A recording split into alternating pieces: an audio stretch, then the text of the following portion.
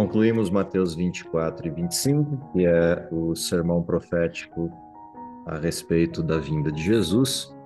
E aí, daí para frente, do capítulo 26 em diante, a gente volta aos episódios finais da vida de Jesus, sendo que alguns deles a gente já viu em João, quando passávamos pelos textos do Evangelho de João. Não sei, não me lembro, mas não chegamos a entrar em todos os detalhes da ceia quando vimos João, né? Fomos até o capítulo 17, até a oração de Jesus, é isso? Daí para frente, o que a gente tem como eventos sequentes é a ida de Jesus ao Getsemane, a saída da ceia, depois a ida de Jesus ao Getsemane. Daí para frente que a gente tem a história de Jesus nessa parte mais final da história. Para efeito de contexto, vamos a partir do verso 14 do capítulo 26, que aí a gente cria o contexto para a sequência dos eventos na história de Jesus. Então, um dos 12, chamado Judas Iscariotes, dirigiu-se aos chefes dos sacerdotes e lhe perguntou: O que me darão se eu entregar a vocês? E fixaram-lhe o preço, 30 moedas de prata, desse momento em diante, Judas passou a procurar uma oportunidade para entregá-lo. No primeiro dia da festa dos pães sem fermento, os discípulos dirigiram-se a Jesus e lhe perguntaram: Onde queres que preparemos a refeição da Páscoa? Ele respondeu dizendo que entrasse na cidade, procurasse um certo homem e lhe dissessem: O mestre diz: O meu tempo está próximo. Vou celebrar a Páscoa com meus discípulos em casa. Os discípulos fizeram como Jesus o havia instruído e prepararam a Páscoa. Ao anoitecer, Jesus estava reclinado à mesa com os 12, e enquanto estava comendo, ele disse: Digo que certamente um de vocês me trairá. Eles ficaram muito tristes e começaram a dizer-lhe, um após o outro: Com certeza não sou eu, Senhor. Afirmou Jesus: Aquele que comeu comigo no mesmo prato há de me trair. O Filho do Homem vai, como está escrito a seu respeito. Mas, ai daquele que trai o Filho do Homem. Melhor lhe seria não haver nascido. Então, Judas, que haveria de traí-lo, disse: Com certeza não sou eu, mestre. Jesus afirmou: Sim, é você. Enquanto comiam, Jesus tomou os pães, deu graças, partiu e deu aos seus discípulos, dizendo: Tomem e comam, isso é o meu corpo. Em seguida, tomou o cálice, deu graças e ofereceu aos discípulos, dizendo: Bebam dele todos vocês. Isso é o meu sangue da aliança, que é derramado em favor de muitos, para perdão de pecados. Eu digo que, de agora em diante, não beberei desse fruto da videira até aquele dia em que beberei o vinho novo com vocês no reino de meu Pai. Depois de terem cantado um hino, saíram para o Monte das Oliveiras. Então, qual é o contexto da história que vai se seguir? Então, lembrando a sequência que a gente tem, entrada triunfal de Jesus em Jerusalém, o sermão a respeito da segunda vinda, Jesus chorando sobre Jerusalém, Jesus falando a respeito da futura destruição de Jerusalém, a indagação dos discípulos a respeito de quando essas coisas sucederiam, aí vem Mateus 24 e 25 retratando todos os sinais da vinda de Jesus e da destruição de Jerusalém, além de um conjunto de parábolas que estimula o preparo para a segunda vinda, o preparo para esses eventos futuros. Quando a gente chega no capítulo 26, análogo ao que a gente viu nos outros evangelhos, tem uma sequência de eventos que acontecem nessa semana que antecede o sacrifício de Cristo. Dentre esses eventos, se a gente pegar aí 2 ou 3 semanas antes da morte de Jesus, a gente vai ter a ressurreição de Lázaro, a gente vai ter o jantar na casa de Simão, em que Maria unge Jesus com aquele unguento caríssimo e que recebe as críticas, principalmente de Judas naquele contexto e de Simão. Ou seja, são eventos que antecedem a cena da ceia. A última cena antes do fenômeno de julgamento e depois crucifixão de Jesus é a ceia. A ceia acontece por ocasião da Páscoa, é uma celebração que antecede a Páscoa, dentro desse preparativo para a ceia e de tudo que acontece no contexto da ceia, a gente tem as instruções de Jesus que estão lá do capítulo 13 ao capítulo 17 de João. Então, todas aquelas falas a respeito do amor de Cristo, do amor que deveria existir entre os discípulos como manifestação de que eles eram discípulos de Jesus, a questão do derramamento do Espírito Santo sobre eles, todas as questões ligadas às instruções últimas de Jesus estão lá nesse texto de João, capítulos 13 a 17, que a gente já olhou.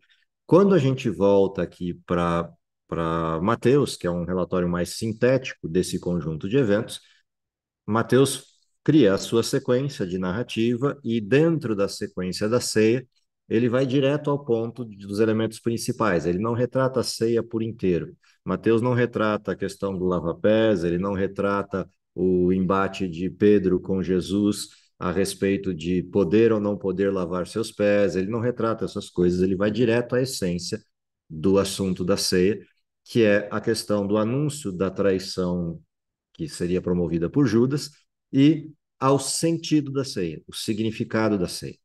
Então, a ceia é uma cerimônia que aparece aqui com um significado específico, que é o simbolismo da morte de Cristo na cruz. O interessante do relato da ceia, que tanto em Mateus quanto nos outros evangelistas aparece, é a afirmação de Jesus de que a partir deste momento, não mais participará da ceia, ou seja, não beberá mais desse cálice, até que possa bebê-lo novo. E essa é uma expressão interessante, né? Porque não é até que ele possa bebê-lo de novo, é até que possa bebê-lo novo. Ou seja, a próxima vez em que Cristo participar da ceia já é na redenção, quando o que vai ser apresentado enquanto ceia é a cerimônia das bodas do Cordeiro, naquela imensa festa da chegada dos salvos no céu. E essa é uma promessa que Jesus faz aqui ligada à ceia, ou seja, toda vez que participamos da ceia, há dois olhares principais. Um olhar para trás, que é a confirmação do sacrifício de Cristo, ou seja, a ceia é o reconhecimento de que Cristo de fato morreu pelos pecados e eu aceito o que ele fez por mim. Esse é o olhar passado, é o olhar pretérito da ceia. Mas a ceia tem um olhar futuro, que é uma promessa, a promessa de que Cristo vai se assentar outra vez para participar com todos da ceia, mas uma ceia nova, esta dentro da redenção, portanto, já no contexto da vida eterna, no contexto da salvação. Portanto, toda vez que se termina uma ceia, o apontamento é a promessa de que Cristo voltará para buscar os seus filhos e celebrará com eles a ceia outra vez. Essa é a referência futura da cerimônia da ceia. Quando termina a ceia, terminam todas as discussões e conversas de Jesus com os discípulos, eles cantam um hino, oram, a gente viu a oração lá no capítulo 17 de João, e terminado esse processo da oração, eles saem para o Monte das Oliveiras. E a partir daqui, a partir desse momento, as cenas programadas pelos fariseus, pelos escribas, pelos sacerdotes, em conluio com Judas, vão se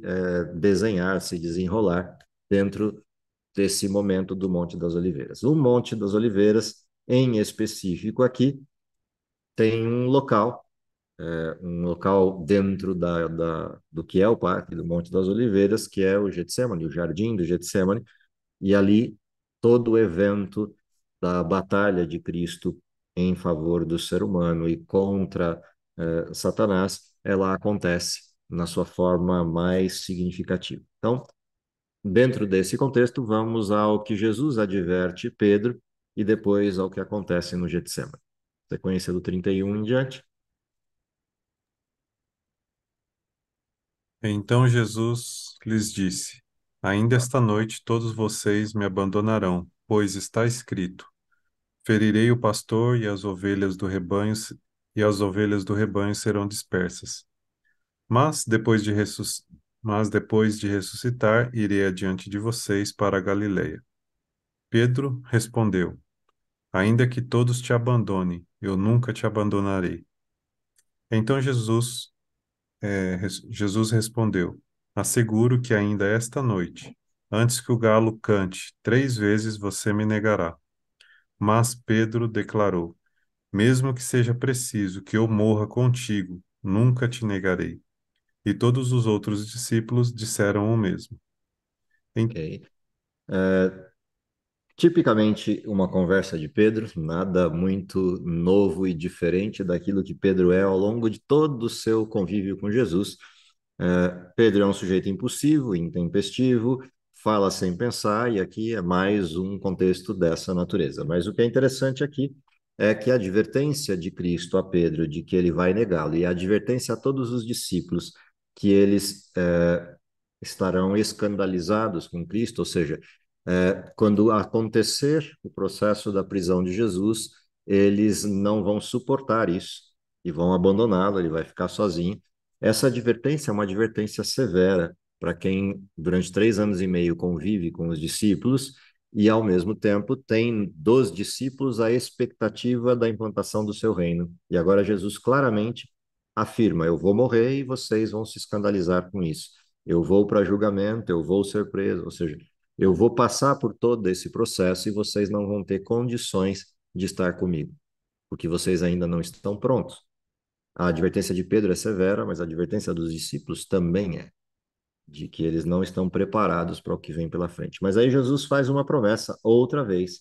Dentro da cena triste, ele apresenta uma promessa. A promessa é: eu vou morrer de fato, mas eu vou ressuscitar. E aí, quando eu ressuscitar, as coisas mudam de contexto, elas mudam de figura. Ou seja, eu irei adiante de vocês até a Galiléia, e aí a gente vai conversar sobre tudo o que ocorreu.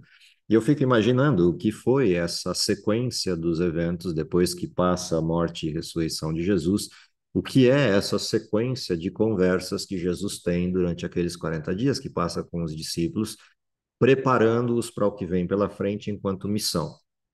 E ali, de fato, nesse momento, os discípulos começam a amadurecer, ainda que forçosamente por conta dos eventos que passaram, eles amadurecem para estar prontos para a missão. Até a cruz, eles ainda não estão prontos. Eles acumularam conhecimentos, acumularam experiências, mas não conseguem digerir tudo isso e transformar isso numa perspectiva de fé ativa, perseverante, que dê conta dos eventos. E aqui acaba tendo como contraparte uma advertência para todos.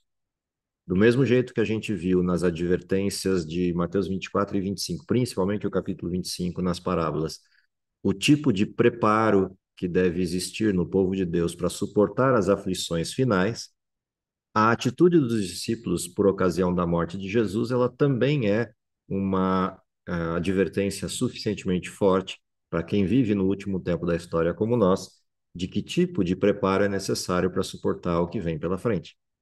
Caso contrário, o comportamento será semelhante ao comportamento dos discípulos e escandalizados, muitos abandonarão ou desistirão da fé. Então, esse é o contexto por trás desse aviso de Pedro. Então, tirando a história específica de Pedro, isso acaba sendo um aviso futuro para todos aqueles que servem a Cristo e têm que se preparar para aquilo que vão enfrentar por servir a Jesus. Vamos na sequência. Chegam ao Getsemane e aí começa uma outra parte importante desse conflito de Jesus e o desfecho de toda a história do seu ministério. Então Jesus foi com seus discípulos para um lugar chamado Getsêmani e lhes disse: Sentem-se aqui enquanto eu vou ali orar. Levando consigo Pedro e os 2 filhos de Zebedeu, começou a entristecer-se e angustiar-se. Disse-lhes então: A minha alma está profundamente triste, numa tristeza mortal. Fiquem aqui e vigiem comigo. Indo um pouco mais adiante, prostrou-se o rosto em terra e orou: Meu pai, se possível, afasta de mim esse cálice. Contudo, não seja como eu quero, mas sim como tu queres. Depois voltou aos seus discípulos e os encontrou dormindo. Vocês não puderam vigiar comigo nem por uma hora? Perguntou ele a Pedro. Vigiem e orem para que não caiam em tentação. O espírito está pronto, mas a carne é fraca. E retirou-se outra vez para orar. Meu pai, Se não for possível afastar de mim esse cálice sem que eu beba, faça-se a tua vontade. Quando voltou, de novo os encontrou dormindo, porque seus olhos estavam pesados. Então os deixou novamente e orou pela terceira vez, dizendo as mesmas palavras. Depois voltou aos discípulos e disse-lhes: Vocês ainda dormem e descansam? Chegou a hora, eis que o Filho do Homem está sendo entregue nas mãos dos pecadores. Levantem-se e vamos. Aí vem Ok. aquele que me trai. Vamos lá.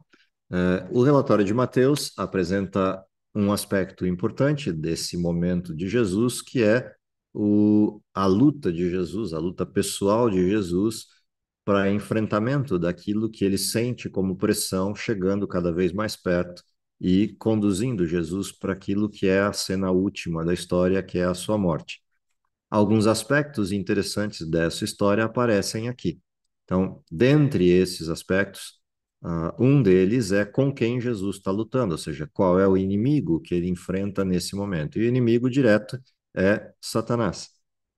Satanás, de alguma forma, pressiona Jesus para desistir da missão. E Jesus pede apoio dos discípulos, e o texto de Mateus faz questão de deixar bem claro que os discípulos não serviram de apoio. Ao contrário disso, acabaram dormindo, e por mais que Jesus tenha interrompido esse processo de sono com a advertência, vocês ainda estão dormindo. Percebe? Jesus fez uma advertência de que eles não estavam prontos. Fez uma advertência de que nessa condição de não estar prontos, eles fugiriam ou negariam a Jesus.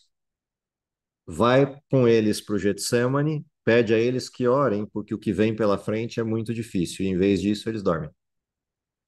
Ele acorda os sujeitos e eles dormem de novo. Por fim, Jesus não os acorda mais, exceto quando ele termina a oração, e quando encerra a oração, ele já os chama agora para o desfecho. Judas está chegando e eu vou ser entregue na mão dos pecadores. O que é interessante aqui é a forma como Mateus chama essa turba, né? Ele vai ser entregue na mão dos pecadores. Quando Lucas faz esse mesmo relato, Lucas acrescenta algo ao relato que é a questão da expressão de Jesus e o resultado em Jesus desse sofrimento. É Lucas quem vai retratar que Jesus sua gotas de sangue caindo do seu rosto pela terra, e também é Lucas que vai retratar, dentro desse mesmo contexto, que quando Jesus decide pela terceira vez que ora, decide que ele vai seguir em frente, mesmo que o Pai não lhe responda, um anjo vem e conforta Jesus, suporta Jesus naquele momento de angústia. Então, Lucas traz dois detalhes importantes a essa cena, que Deus só respondeu a Jesus depois que ele decidiu sozinho. Todos os elementos necessários para a tomada de decisão de Jesus aconteceram antes desse momento. No momento específico de decisão pela cruz, Jesus tem que tomar essa decisão sem a resposta de Deus, para que a decisão seja inteiramente dele, e isso legitima o fim do embate, o fim do conflito, que é algo que está atrelado ao pecado de Adão. Adão também vive a mesma circunstância e toma uma decisão. A decisão que Adão toma é uma decisão que ele toma sozinho, e por conta disso, o pecado surge. É curioso que a decisão que Jesus toma de continuar em direção à cruz é uma decisão de fé, mas que ele toma também sozinho, numa oposição à decisão de Adão. Adão não precisava ter decidido sozinho, bastava ter procurado Deus e Deus poderia ter explicado tudo o que aconteceu e Adão tomasse uma decisão adequada. Porque decidiu sozinho, o pecado entrou no mundo. Jesus não decidiu sozinho. Ele viveu a vida inteira dependente do Pai e o Pai o conduziu até esse momento. A última oração de Jesus antes de sair da ceia é um pedido a Deus. É chegada a minha hora, Pai, glorifica o teu filho. Ele sai da oração, vai para o Getsemane e ali ele tem o embate final, a última luta, a última batalha antes da cruz, em termos decisórios. E ali ele decide sozinho, embora não esteja sozinho. A decisão dele não é uma decisão de autossuficiência, é uma decisão de fé. E é uma decisão oposta à de Adão. Adão decide sozinho por autossuficiência, Jesus decide sozinho por fé, porque Deus não lhe responde. Ele ora por 3 vezes e Deus não apresenta a resposta. Quando ele toma a decisão, eu vou dar um passo de fé, porque eu conheço aquele que me enviou. Na hora que ele toma essa decisão, então Deus agora responde e manda a ele um anjo para que cuide dele. E aí ele consegue se levantar outra vez, procura os discípulos e vem a sequência da cena que a gente leu. A próxima cena é a prisão de Jesus, versos 47 em diante. Vamos ver o que acontece aí. Enquanto ele ainda falava, chegou Judas, um dos 12. Com ele estava uma grande multidão armada de espadas e varas, enviada pelos chefes dos sacerdotes e líderes religiosos do povo. O traidor havia combinado um sinal com eles, dizendo-lhes: aquele a quem eu saudar com um beijo é ele. Prendam-no. Dirigindo-se imediatamente a Jesus, Judas disse: Salve, mestre! E o beijou. Jesus perguntou: Amigo, o que o traz? Então os homens se aproximaram, agarraram Jesus e o prenderam. Um dos que estavam com Jesus, estendendo a mão, puxou a espada e feriu o servo do sumo sacerdote, decepando-lhe a orelha. Disse-lhe Jesus: Guarde a espada, pois todos que empunham a espada pela espada morrerão. Você acha que eu não posso pedir ao meu pai e ele não colocaria imediatamente à minha disposição mais de 12 legiões de anjos?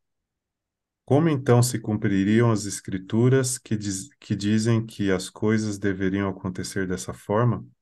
Naquela hora, Jesus disse à multidão: Estou eu chefiando alguma rebelião para que vocês venham prender-me com espadas e varas?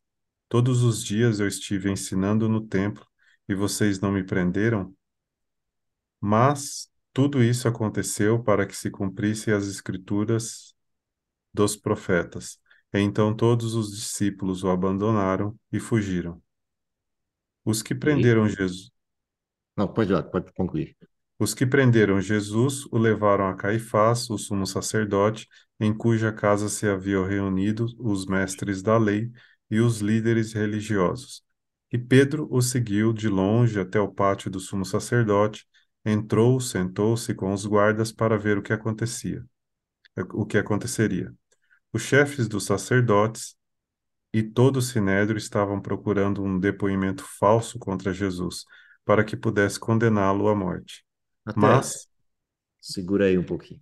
O que é interessante na cena da prisão de Jesus, quando a gente compara os evangelhos? Mateus faz um relato sintético dessa questão com os eventos principais do processo da prisão de Jesus. O primeiro desses elementos é o fato de que alguém se adianta e demonstra ou classifica quem daqueles lá é Jesus. Isso tem um sentido.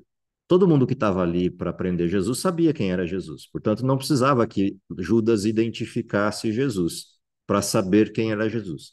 A razão da identificação é você iniciar um processo judicial, ou seja, alguém oficialmente denuncia Jesus e o apresenta. E Judas faz isso. Não porque as pessoas não soubessem quem era Jesus. Todo mundo que estava naquela multidão conhecia Jesus. Jesus transitava pelas ruas, pelo templo, as pessoas sabiam quem ele era. Mas a identificação de Judas a Jesus, ela marca o início judicial de uma entrega, ou seja, alguém oficialmente entregou Jesus para ser preso e julgado. E Judas faz esse papel, cumpre esse papel.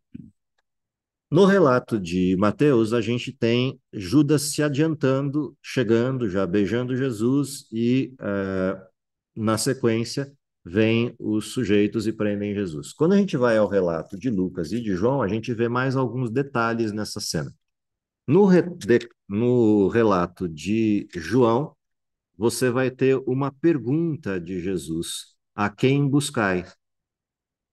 Quando você olha a sequência dos eventos do Getsemane a partir do relato de João, você vê que Jesus é o primeiro a se posicionar na cena. Então, tendo, pois, Judas recebido a escolta e dos principais sacerdotes e fariseus, alguns guardas, chegou a este lugar com lanternas, tochas e armas. Sabendo, pois, Jesus aquilo que lhe aguardava, adiantou-se e lhes disse: A quem buscais? E então responderam: A Jesus o Nazareno. E então Jesus disse: Sou eu. Ora, Judas, o traidor, estava também com eles. Quando Jesus lhes respondeu: Sou eu, recuaram e caíram por terra. Então Jesus de novo lhes perguntou: A quem buscais? E responderam novamente: A Jesus Nazareno. Então lhes disse Jesus: Já vos declarei que sou eu. Se é a mim, pois, que buscais, deixai ir estes para que se cumpra a palavra que dissera: Não perdi nenhum destes. Então Simão Pedro puxou da espada e cortou a orelha de Malco. Então, há uma coisa interessante na cena de João. Lembrem que João escreveu um evangelho cujo foco principal é a demonstração da divindade de Jesus. E nessa cena em que Jesus é preso, Jesus se identifica como o grande Deus eu sou. A razão pela qual eles recuam e caem é porque Jesus, ao afirmar eu sou, deixa que a sua glória transborde a ponto de as pessoas recuarem. Afinal de contas, ali ele afirma: Eu sou Deus. Essa não é a primeira vez que Jesus faz esse tipo de afirmação e tem uma reação semelhante na plateia. O que mostra aqui que o foco de João se cumpre nesse momento. Eles tiveram a oportunidade de perceber mais uma vez que estavam diante do Filho de Deus e ainda assim partiram para cima para a prisão. Na segunda vez que Jesus faz a pergunta: a quem buscais? E eles respondem de novo: a Jesus Nazareno. Ele disse: Eu já falei para vocês que sou eu. Só que dessa vez ele não usa a expressão anterior, a expressão do Deus eu sou, a expressão lá do Velho Testamento, ego e mi. Ele usa uma frase corriqueira. Sim, se vocês estão me procurando a Jesus Nazareno, já encontraram. Sou eu aqui que estou diante de vocês. E então, aí vem a sequência da cena da busca para a prisão e a reação de Pedro. No Evangelho de Lucas, a gente vê uma outra parte dessa cena, que é o que acontece depois que Pedro corta a orelha de Malco. Embora a cena seja conhecida, é a percepção dos três evangelhos que dá a cena completa. Na cena de Lucas, a gente vê que Jesus cura a orelha de Malco. E é óbvio que Lucas é o que prestaria atenção nesse tipo de detalhe pela sua profissão. Lucas, além de estar escrevendo como um biógrafo que pega todos os detalhes, ou tenta pegar todos os detalhes da história de Jesus, Lucas é um médico. E, naturalmente, como ele sempre presta atenção nos detalhes dos milagres, ele é o evangelho mais rico para a gente entender os milagres de Jesus, aqui ele também faz o mesmo e declara que Jesus curou a orelha de Malco.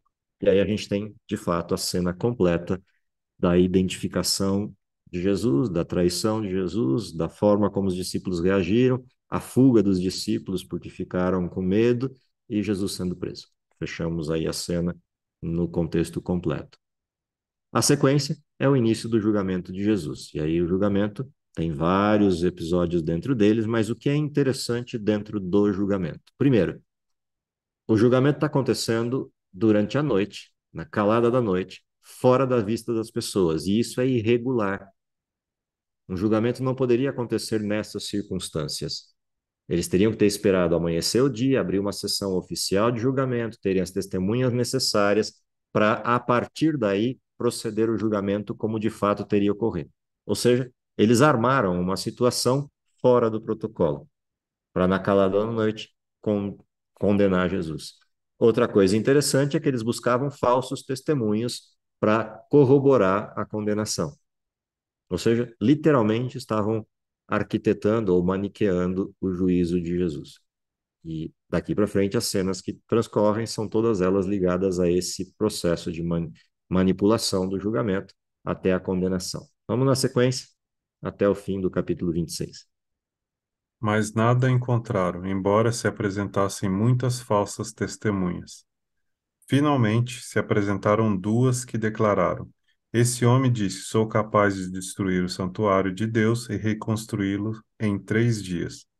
Então o sumo sacerdote levantou-se e disse a Jesus: Você não vai responder à acusação que eles fazem? Mas Jesus permaneceu em silêncio. O sumo sacerdote lhes disse: Exijo que você jure pelo Deus vivo se você é o Cristo, o Filho de Deus. Diga-nos. Tu mesmo o disseste. respondeu Jesus. Mas eu digo a todos vocês: chegará o dia em que vereis o Filho do Homem assentado à direita do Todo-Poderoso e vindo sobre as nuvens dos céus. Foi quando o sumo sacerdote rasgou as próprias vestes e disse: Blasfemou, por que precisamos de mais testemunhas? Vocês acabaram de ouvir a blasfêmia. O que acham? O réu de morte é réu de morte, responderam eles. Então alguns lhes cuspiram no rosto e lhe deram murros, outros lhe davam tapas e diziam: Profetize-nos, Cristo, quem foi que te bateu? Pedro estava sentado no pátio, e uma criada aproximou-se dele e disse: Você também estava com Jesus, o Galileu? Mas ele o negou diante de todos, dizendo: Não sei o que você está falando. Depois saiu em direção à porta, onde outra criada o viu e disse aos que estavam ali: Esse homem estava com Jesus, o Nazareno. E ele, jurando, o negou outra vez: Não conheço esse homem. Pouco tempo depois, os que estavam por ali chegaram a Pedro e disseram: Certamente você é um deles. O seu modo de falar o denuncia. Aí ele começou a lançar maldições, a jurar: Não conheço esse homem. Imediatamente, um galo cantou. Então Pedro se lembrou das palavras de Jesus que tinha dito: Antes que o galo cante, você me negará 3 vezes. E saindo dali, chorou amargamente. que há de interessante nessa cena? Quando a gente olha o julgamento de Jesus, com toda a forma arquitetada do juiz, eles não conseguem encontrar nada útil para condenar Jesus. A única coisa útil que aparece, seria um ato de rebeldia de Jesus em destruir e reconstruir aquilo que é sagrado, o templo e a cidade, nisso haveria possibilidade de acusação, mas Jesus não responde à pergunta que foi feita se isso é verdade ou não, o que significa que o testemunho fica no vazio. Não há confissão de Cristo. Então, só resta uma coisa para a sequência do julgamento, que é tentar fazer com que Jesus confesse aquilo que seria considerado blasfêmia. E a pergunta é direta: você é o Filho de Deus? O interessante é que Jesus poderia ter respondido, como ele respondeu já lá no Getsemane: eu sou. Mas ele não responde assim, ele responde: você disse, você afirmou. Por que Jesus responde dessa forma, uma vez que a pergunta foi para ele: você é o Filho de Deus? E ele vira e diz: você disse isso. Na realidade, Jesus não está respondendo isso para fugir do julgamento, porque Jesus já afirmou, chegou a sua hora e agora ele sabe que não há mais volta. A razão para Jesus responder dessa forma é, de forma indireta ou de maneira indireta, ele está colocando para aquele que o acusa a oportunidade de perceber quem ele é. É como se Jesus estivesse provocando o sacerdote para falar: você está vendo quem eu sou, por que está me perguntando? Você sabe quem eu sou e sabe que isso é verdade, por que está me perguntando? Quando você faz a pergunta, você mesmo está afirmando aquilo que perguntou. Em outras palavras, Jesus está dizendo: acorda antes que seja tarde demais e se arrepende do que você está fazendo. Mas isso só intensificou a fúria do sacerdote. E Jesus acrescentou uma frase que aí foi a gota d'água, que é dizer que o Filho do Homem viria sentado à direita do Todo-Poderoso. Ou seja, nesse momento, o sacerdote pega a frase de Jesus, torce a frase de Jesus e diz: ele afirmou que é filho de Deus e afirmou que é igual a Deus. Portanto, isso é blasfêmia, a gente não precisa continuar o julgamento. Já é suficiente. Daí para frente, aquela turba é tomada quase num processo de possessão e começa a atacar Jesus. A atitude deles não é a atitude de sacerdote, nem a atitude de pessoas daquela posição religiosa, mas eles literalmente perdem o controle e, ao perder o controle, passam a espancar Jesus, passam a bater em Jesus, a cuspir em Jesus e zombar dele. Uma atitude que vai ser cobrada um dia na ressurreição especial, que é na ressurreição por ocasião da vinda de Jesus, que acontece um pouquinho antes da sua chegada. aqueles que o transpassaram, ou seja, todo esse conjunto de pessoas que fez parte da acusação e morte de Jesus e não se arrependeu, vai ressuscitar para ver aquele a quem mataram cumprir essa promessa, o Filho do Homem assentado à direita de Deus. Porque o que Jesus diz aqui, vocês vão ver o Filho do Homem assentado à direita do Poderoso vindo sobre as nuvens do céu. Isso é uma profecia. Jesus olha para aqueles interlocutores e diz: vocês têm a oportunidade de se arrepender agora. Se não, vocês vão ver o Filho do Homem voltando nas nuvens do céu, só que vão vê-lo e serão condenados. Aqui tem uma questão importante que vai se fechar com outro texto lá na frente, quando a descrição da ressurreição aponta que aqueles que transpassaram Jesus, até mesmo aqueles que transpassaram, ressuscitarão para vê-lo voltando nas nuvens do céu. E aqui há uma coisa interessante disso. Esses sujeitos vão ter uma situação tripla de morte. Eles viveram lá atrás, na época de Jesus, e morreram. Vão ressuscitar para ver Jesus voltar e entender que condenaram a pessoa errada e vão morrer de novo. E depois do milênio vão ressuscitar para receber a condenação eterna. É um grupo em exceção, é um grupo em específico que vai ter três circunstâncias de morte em sequência, dada a gravidade do que eles estão fazendo aqui, apesar de saberem que Jesus é de fato o Filho de Deus. A negação de Pedro é um processo interessante, simples na narrativa, mas interessante na forma. Tem estágios diferentes. O primeiro desses estágios é quando alguém se aproxima dele e faz um questionamento direto. Eu acho que eu vi você com eles, com os discípulos de Jesus e com Jesus. Você não é um deles? E Pedro nega, dizendo que não entende o que ela está dizendo e não faz parte disso. Ele sai do alpendre e ele é visto por uma outra criada que também estava ali e diz: você não é daqueles que andava com Jesus Nazareno? E ele nega outra vez com um juramento. Ou seja, ele vai agravando a negativa. A primeira negativa, ele se faz de louco, né? Se faz de desentendido. A segunda negativa, ele aprofunda o processo e jura que não é. E aí vem a sequência do processo. E logo depois aproximou-se dali um dos que estavam e disseram a Pedro: verdadeiramente és um deles, porque o teu modo de falar te denuncia. O que é interessante aqui, Pedro conviveu com Jesus durante 3 anos e meio. Pedro era um sujeito duro, era um sujeito difícil, era um sujeito intempestivo, muito provavelmente um sujeito de um linguajar chulo ou baixo pela condição profissional que tinha. E aqui diz que pela linguagem, pelo modo de ele falar, ele é reconhecido como um discípulo de Jesus. Ou seja, a convivência com Jesus produziu impacto em Pedro. Ele já não conseguia esconder quem ele era. Aí o que Pedro faz quando percebe que ele foi desmascarado? Então ele começa a praguejar e a jurar. Ou seja, ele volta a linguajar antigo, ele volta ao comportamento antigo e começa a praguejar, começa a falar palavrões, começa a xingar, para tirar a percepção das pessoas de que a forma de ele falar, polida ou mais educada, ou com um certo tipo de linguagem, tornava ele parecido com Jesus. E isso é interessante na sequência que leva à negação. Aí, óbvio, depois que ele faz isso, o galo canta e ele se toca do que aconteceu. Aqui cabe uma coisa que não está no texto bíblico, mas cabe para alguém que eventualmente vai ler o relato do Desejado de Todas as Nações, uma coisa interessantíssima nesse momento.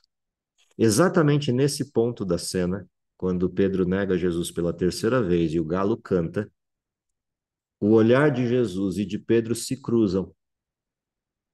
Jesus olha para Pedro, lá onde Pedro está, com um olhar de tristeza e de perdão para Pedro, porque Jesus já tinha avisado para Pedro que aquilo ia acontecer. E Pedro entende naquele olhar tudo que está sendo dito, apesar de não ser falado nenhuma palavra. E é isso que leva Pedro a sair correndo e chorar amargamente. Exatamente no momento em que Jesus e Pedro se cruzam em olhar, nessa cena, uma mão daquelas muitas que estavam ali golpeando Jesus desce um bofetão no rosto de Jesus e os olhares se dispersam. Então, os dois estão se olhando, Jesus com um olhar de ternura e perdão para Pedro, ao mesmo tempo que tristeza pela condição de Pedro, e Pedro vê Jesus sendo esbofeteado exatamente nesse momento. Pedro não aguenta a cena e sai correndo. Na sequência dessa cena, se a gente observa a narrativa do desejado, você tem ali a descrição de que Pedro corre e vai parar no mesmo jardim, lá no Getsemane, e no mesmo lugar que naquela noite, naquela madrugada anterior ao processo do julgamento, Jesus suava sangue e orava por ele e pelos discípulos. Essas duas cenas são interessantes de observar nessa forma ampliada do relato, fora do relato propriamente bíblico na sua narrativa, mas a maneira mais ampla que Ellen White descreve esse texto no Desejado vale a leitura. Se alguém tiver tempo depois, vale uma paradinha de tempo e ler esse episódio de Jesus no Getsemane e a sequência da traição e julgamento de Jesus até a negação de Pedro no livro Desejado a Todas as Nações. Fica a dica aí de leitura para essa questão. Óbvio, na sequência dessa cena, o que a gente vai ter daqui para frente são os elementos que levam ao julgamento de Jesus final e à crucifixão de Jesus, que são os dois últimos capítulos de Mateus, e aqui a gente encerra os evangelhos, que é o nosso último bloco de estudos, que é a morte e a ressurreição de Jesus. E por hoje acho que está de bom tamanho. A gente termina o texto no próximo encontro. Vamos orar? Querido Pai que está nos céus, te agradecemos pelo dom da vida, te agradecemos pelo sacrifício maravilhoso de Cristo, pela forma como ele serve de exemplo para que entendamos o embate, o conflito entre o bem e o mal, e principalmente as artimanhas de Satanás no contexto tanto da nossa tentação quanto dos seus objetivos em denegrir e alterar a imagem que temos de Cristo e a imagem que temos de Deus. Dá, Senhor, que a partir da leitura dos evangelhos e a compreensão daquilo que se passou nessa história, possamos ter a convicção do nosso papel em função de tudo isso, principalmente o nosso papel enquanto demonstração ao mundo de que somos de fato discípulos de Cristo e Ele vive em nós. Dá-nos poder para isso, para que cumpramos a missão, é o que lhe pedimos por Jesus. Amém.